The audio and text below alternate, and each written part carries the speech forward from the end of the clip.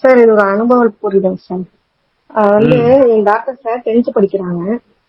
எப்படின்னா டாப்பரா இருப்பாங்க sir. First second இந்த மாதிரி ரேங்க்ல தான் இருப்பாங்க. நல்லாதான் சார் எக்ஸாம் எழுதுவாங்க, எல்லா எக்ஸாமும் நல்லா எழுதுவாங்க. ஆனா வந்து முக்கியமான எக்ஸாம் இந்த குவார்டர்லி ஹாஃப் இயர்லில வந்து என்ன பண்ணிடுறாங்கன்னா ஒரு மாதிரி பிளாங்க் ஆயிடுறாங்க சார். ஏற்கனவே படிச்சது எல்லாம் மறந்துச்சுமாங்கிறாங்க. ஒண்ணுமே தெரியாத மாதிரி இப்படி படிக்காதவங்க எப்படி இருப்பாங்க அந்த மாதிரி இருக்காங்க சார். எனக்கு என்ன நல்லா படிக்கிறவ எப்பவும் நல்லா படிப்பா என்ன இப்படி பண்றா அப்படின்னு சொல்லிட்டு யோசிச்சுட்டு என்ன சார் கொடுக்குறேன் நானு, ஸ்டார் ஆஃப் பெத்லும் கொடுக்குறேன், ஏதோ அதிர்ச்சி போல இருக்குன்ட்டு அது கொடுக்குறேன், ராக் ரோஸ் கொடுக்குறேன். எதுக்குமே செட் ஆகல சார்.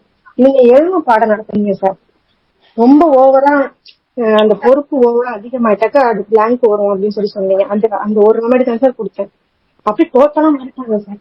எனக்கா நாளைக்கு மேத்ஸ் எக்ஸாம் இன்னைக்கு இப்படி இருக்கா, எப்படி போய் எழுதிட்டு வர போறா ஒண்ணுமே எனக்கு புரியல சார்.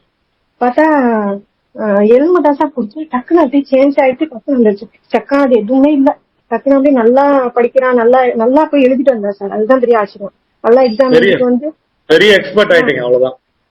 பிளாங்க்னஸ் டெம்பரரி தானே. நல்லா படிச்சவன் நல்லா தெரிஞ்ச விஷயத்த மறந்துட்டான் அப்படின்னா அது எலும்புதான்.